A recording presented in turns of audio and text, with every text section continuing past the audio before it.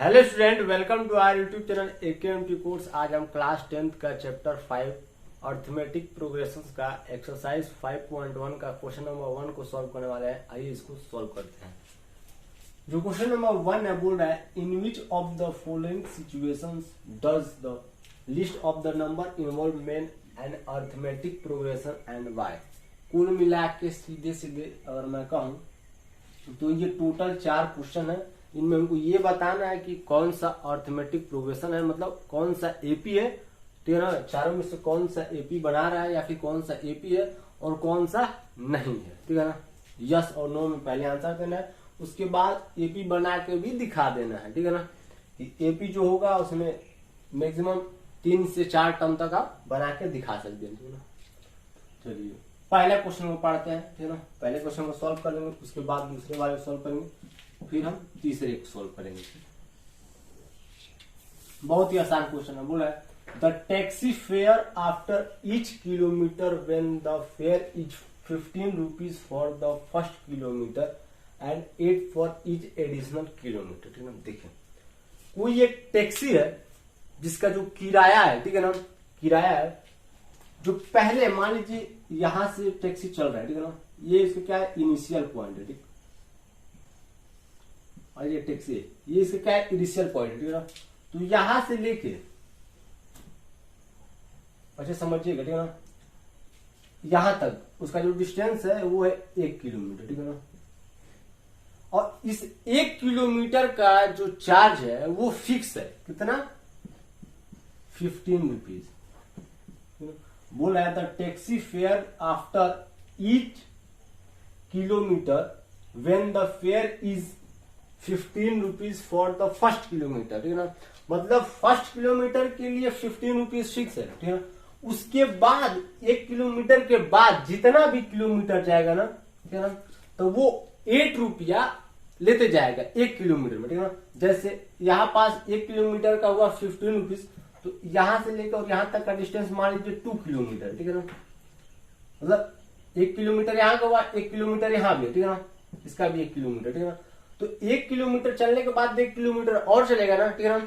तो 15 रुपया तो फिक्स ही है, ठीक है ना। मतलब यहां से लेकर अगर यहां तक चलेगा तो कहने का मतलब ये यहां से यहां तक 15 रुपया उसका फिक्स है, ठीक है ना। तो 15 रुपया लेवे खरीदा। अब मान लीजिए अगर कोई बात किया जाए और कहा जाए कि ये जो टैक्सी है वो उसको इस पॉइंट से लेकर इस पॉइंट तक जाना है, जिसका जो टोटल डिस्टेंस है वो है 112 किलोमीटर। तो 2 किलोमीटर के किराया जो होगा वो 15 किलोमीटर प्लस जो एडिशनल चार्ज 8 किलोमीटर 8 रुपया है, ठीक है ना।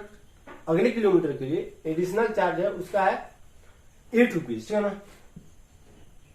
मतलब कुल मिला कहने का मतलब है कि 1 किलोमीटर का 15 रुपया ले रहा है, उसके बाद जितना भी किलोमीटर जाएगा ना वो पिछले वाले किराए से 8 रुपया जोड़ते जाएगा, ठीक है ना। तो यहाँ पास हो जाएगा 8 प्लस 15 प्लस 8 23। अब मान लीजिए उसके 3 किलोमीटर जाना है तो 23 प्लस 8 कर देंगे हम, ठीक है ना। ऐसे हम करते जाएंगे तो हमारा आगे चलता जाएगा, ठीक है ना। तो यहाँ पास अगर देखा जाए टैक्सी का जो किराया है, ठीक है ना, फॉर फर्स्ट किलोमीटर, ठीक है ना, taxi fare for first kilometre, ठीक है ना, कितना हो जाएगा, वो तो 15 रुपीज फिक्स है तो 15 रुपया लिख दीजिए, ठीक। सेकेंड किलोमीटर के लिए क्या हो जाएगा, 15 में 8 आपको ऐड करना पड़ेगा, ठीक है ना। जितना भी किलोमीटर अब आगे जाएगा ना उसमें 8 ऐड कर दीजिएगा तो हो जाएगा आपका 23 रुपीज। फिर आपको आगे जाना है, मान लीजिए 3 किलोमीटर जाना है, ठीक है ना। शुरू से 3 किलोमीटर मतलब इनिशियल पॉइंट से लेके आगे का जो पॉइंट होगा, ठीक है ना, उस पॉइंट से उस पॉइंट तक का जो डिस्टेंस होगा वो 3 किलोमीटर है, ठीक है ना। 3 किलोमीटर वो हो जाएगा 23 प्लस 8 कितना होगा, 31 होगा क्या, 31, ठीक है ना, रुपीज, मतलब 31 रुपीज लेगा, ठीक। पहले के लिए 15 रुपया, दूसरे के लिए 23 रुपया, दूसरे किलोमीटर के लिए मतलब 2 किलोमीटर जाएगा टैक्सी तो 23 रुपया लेगा, 3 किलोमीटर जाएगा तो 31 रुपीज लेगा, ठीक है ना। अब देखिए अब हमको ये बताना है कि एपी है कि नहीं है, ठीक है। तो इस वाले में मैं बता दूंगा कि एपी कैसे फाइंड किया जाता है, और बाकी के क्वेश्चन में मैं नहीं बताऊंगा, डायरेक्ट यस और नो लिख दूंगा, ठीक है ना। तो एपी फाइंड के लिए आपको डी निकालना पड़ेगा। डी बोलते हैं कॉमन डिफरेंस, ठीक है ना। कॉमन डिफरेंस को डी बोलते हैं, ठीक है ना। कॉमन डिफरेंस कैसे निकालेंगे, ठीक है ना। ये वाले को आप A1 ले लीजिए, जो 15 रुपया है, इसको A2 ले लीजिए। A1 रिप्रेजेंट कर रहा है पहले किलोमीटर का चार्ज, A2 रिप्रेजेंट कर रहा है 2 किलोमीटर का चार्ज, और A3 हमारा रिप्रेजेंट करेगा जो थर्ड टर्म है, मतलब 31 रुपये जो है वो थर्ड किलोमीटर का चार्ज, ठीक है ना। तो डी हमारा निकलेगा A2 माइनस A1 करेंगे जब सेकेंड टर्म वाले को फर्स्ट टर्म से माइनस करेंगे, ठीक है ना, तो हमारा डी निकलेगा, ठीक है ना। एक और डी निकाल लीजिए, टोटल 2 डी निकालना है हमको।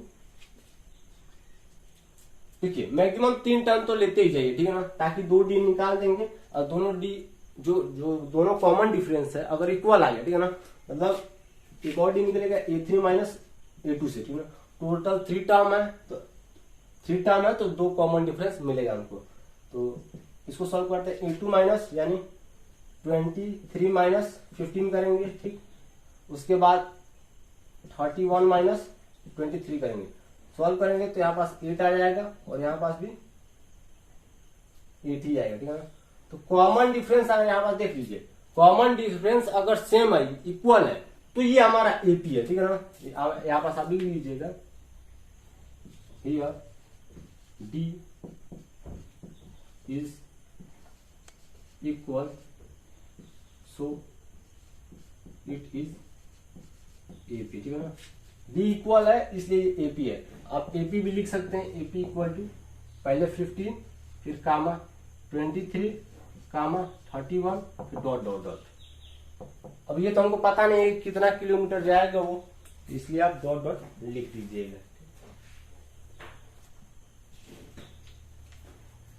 अब आगे बढ़ते हैं, ठीक है ना। 15, 23 और 31, आगे सेकंड। अब सेकंड नंबर को सॉल्व करते हैं। सेकंड नंबर है, बोल रहा है the amount of air present in a cylinder when a vacuum pump removes 1/4 of the remaining in a cylinder at a time, ठीक है ना। देखिए एक सिलेंडर है, उसमें एयर भरा हुआ है, ठीक है ना। सिलेंडर के अंदर एयर भरा है मतलब उसका वॉल्यूम में भरा है, ठीक है ना। अब हम एक वैक्यूम पंप के थ्रू उसका एयर को निकाल रहे हैं, ठीक है ना।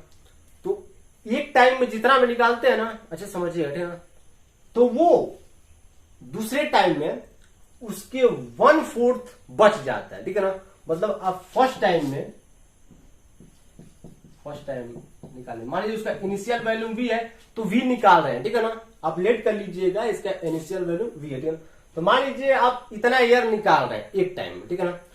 तो दूसरे टाइम के लिए वो इसका 1/4 बच जा रहा है, जैसे v माइनस इसका 1/4 यानी v/4, ठीक है ना। तो हो जाएगा इसका 3/v, ठीक है ना। मतलब दूसरे टाइम में वो इतना एयर बच रहा है, ठीक है ना। अब इतना एयर जब हम निकाल रहे हैं, इतना एयर मतलब क्या, इसका 1/4 एयर निकाल रहे हैं, ठीक है ना। जैसे तीसरे टाइम के लिए थर्ड टाइम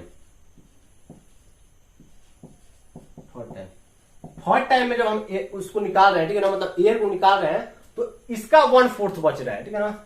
मतलब 3v/4 माइनस इसका 1/4 यानी क्या है 3/4 इंटू 1/4, ठीक है ना। मतलब पहले इतना निकाले तो दूसरे के लिए इतना बच गया, ठीक है ना। इसका 1/4 बचा, ठीक, इतना बचा। फिर तीसरे वाले टाइम के लिए इसका 1/4 निकालेंगे, अच्छा समझिएगा, ठीक है ना। तो कितना बचता है उसको चेक कर लेते हैं। तो 3v/4 माइनस 3/16, इसको सॉल्व करेंगे 16, 12v माइनस v हो जाएगा ना, माइनस 3v हो जाएगा 9v/16, ठीक है ना। तो तीसरे वाले टाइम के लिए इतना एयर बच जाता है, ठीक है ना। मतलब 1/4 हम जैसे एयर निकालते जा रहे हैं ना, तो पहले वाले के कंपैरिजन में उसका 1/4 जो एयर है वो बचते जा रहा है, ठीक है ना। ये ठीक, तो फर्स्ट टाइम के लिए ये हुआ आपका A1, A2 आपका ये हुआ, ठीक, और A3 आपका ये हुआ, ठीक है ना। आप AP जब लिखिएगा, AP तो बनेगा नहीं, ठीक है ना, क्योंकि सबसे पहले AP निकालने से पहले, ठीक है ना, आपको ये बताना पड़ेगा कि ये AP है कि नहीं है, ठीक है ना। तो मैं आपको बताया तो जैसे आपने फाइंड किया ना डी, आप डी फाइंड कर लीजिएगा, ठीक, डी इक्वल टू जो भी होगा, ठीक है। उसके लिए क्या करना पड़ेगा, a2 माइनस a1 करना पड़ेगा और a3 माइनस a2 करना पड़ेगा, ठीक है। अगर d इक्वल आए, ठीक है ना, अगर d इक्वल आए तो आप लिखिएगा यस, ठीक है ना, ये AP है, ठीक है ना, ठीक है ना। और इसका जो टर्म है वो मैं लिख देता हूं, पहले b आएगा, फिर 3b/4 आएगा, फिर 9b/16 आएगा, ठीक है ना। यही आएगा इसका जो टर्म है, ठीक है ना। First term, second term, third term आपको बताना पड़ेगा AP है कि नहीं है। तो आप जब चेक करेंगे ना तो ये AP नहीं होगा, ठीक है ना, ये AP नहीं होगा। अब क्यों नहीं होगा आप चेक कर लीजिए, इसका जो कॉमन डिफरेंस है वो इक्वल नहीं आएगा, ठीक है ना। अब आप चेक कर लीजिएगा, आपके लिए होमवर्क, ठीक है ना। मैं अगर चेक करने लगूंगा तो वीडियो ज्यादा लंबा हो जाएगा, ठीक है ना। यहाँ पर चेक करके मैं बता दिया हूँ, ठीक है ना। अब कॉमन डिफरेंस तो चेक करना है, a2 minus a1, 3b minus b आप कर दीजिएगा, ठीक है ना। इतना तो आपसे बनता ही होगा। आगे सोल्व करते हैं।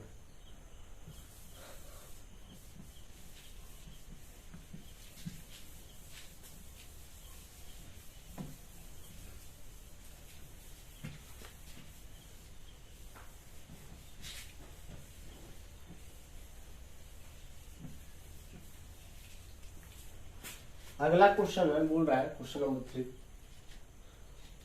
The cost of digging a well after every meter of digging when it cost 150 rupees for the first meter and rises by 50 rupees and the each।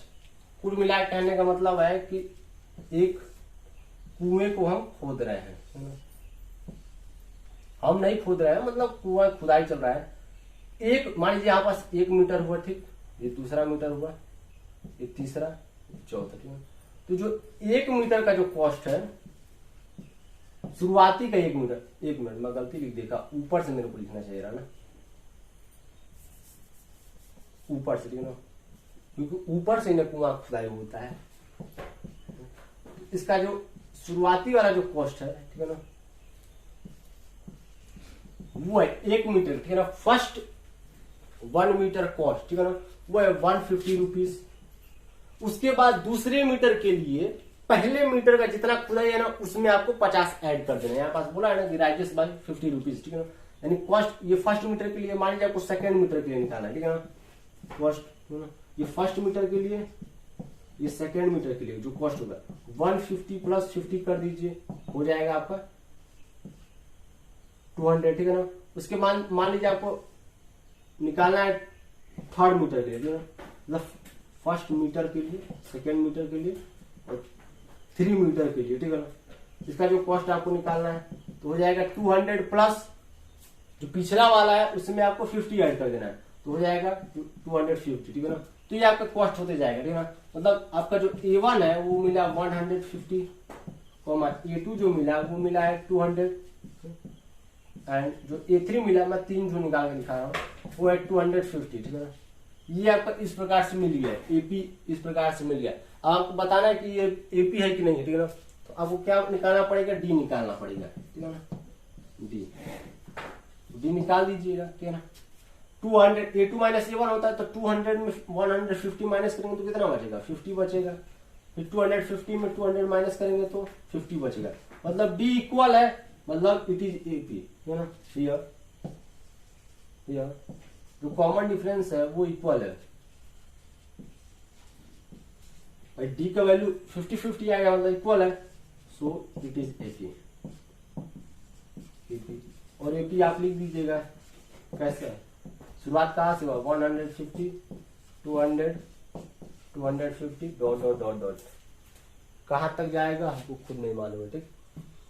आगे बढ़ते हैं, बोल रहा है द अमाउंट, क्वेश्चन नंबर जो 4 है, ठीक है ना। क्वेश्चन नंबर 4 बहुत ही ज्यादा आसान है, ठीक है ना। आपको एक फॉर्मूला बता देता हूं, amount equal to principal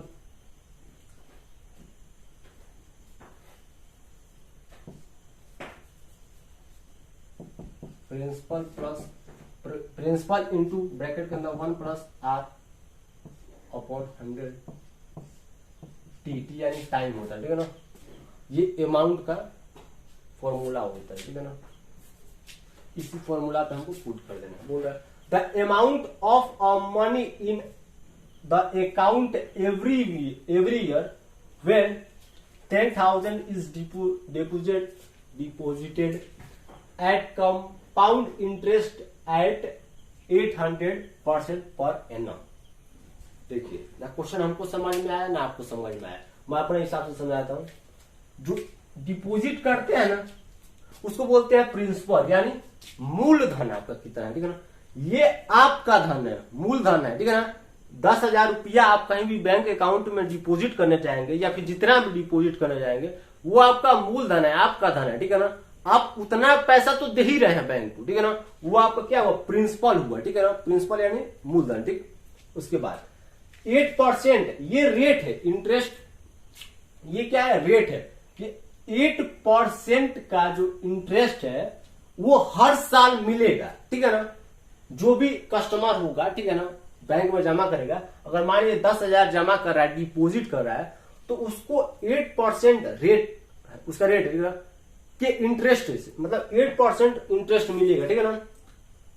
8% interest मिलेगा, ठीक, एक साल में, ठीक है ना, एक साल में। तो पुट कर देते हैं ए इक्वल टू, तो अब एक साल में उसका 8% इंटरेस्ट मिल रहा है, ठीक है ना। तो उसका एक साल बाद कितना अमाउंट हो जाएगा, ठीक है ना। ये एक साल बाद का अमाउंट है, ठीक है ना। मतलब टाइम लगा देंगे 1 ईयर। प्रिंसिपल कितना है, 10,000, ठीक, ठीक है ना। 1 + 8/100 1, ठीक है ना। मतलब एक साल बाद उसको इतना रुपया मिलेगा, ठीक। देखिए 10,000 रुपया आज वो जमा किया किसी बैंक में, ठीक है ना। अब जानना है कि एक साल बाद उसको कितना मिलेगा, तो इसको जब आप कैलकुलेट करेंगे ना तो इतना रुपया मिलेगा, ठीक है ना। इस तरीके से कैलकुलेट किया जाता है, ठीक। अब दूसरे साल के लिए अगर देखा जाए तो 10,000 1 + 8/100, ये दूसरे साल के लिए, मतलब टाइम कितना साल का है, 1 ईयर के लिए है या 2 ईयर के लिए, ठीक है ना। या आप लिखते जाएगा। तीसरे साल के लिए मान आपको निकालना है, तो 10,000 1 + 8/100 ईयर है ना, ईयर। तीसरे साल के लिए मिलेगा, ठीक है ना। तो ये आपका A1 हो गया, A2 हो गया, A3 हो गया, ठीक है ना। अब आपको बताना है कि ये AP है कि नहीं है, ठीक है ना।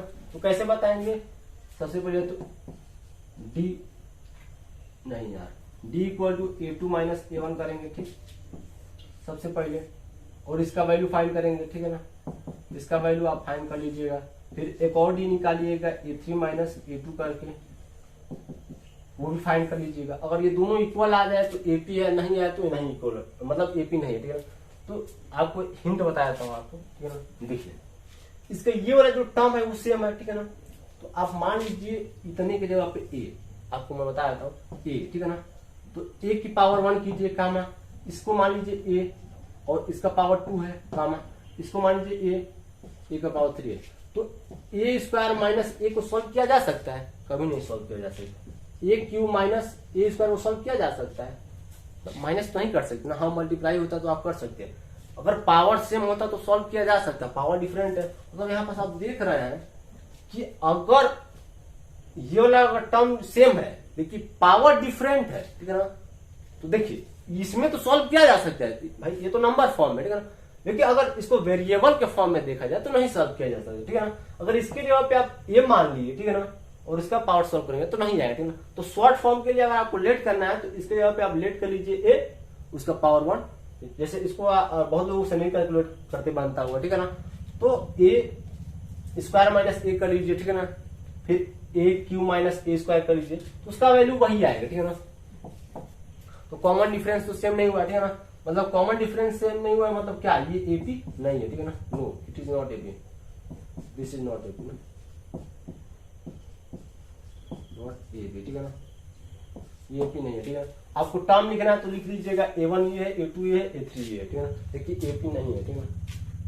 आपको टर्म लिखना है तो लिख लीजिएगा, ऐसे करना है। स्क्रीनशॉट लेना चाहे ले सकते हैं।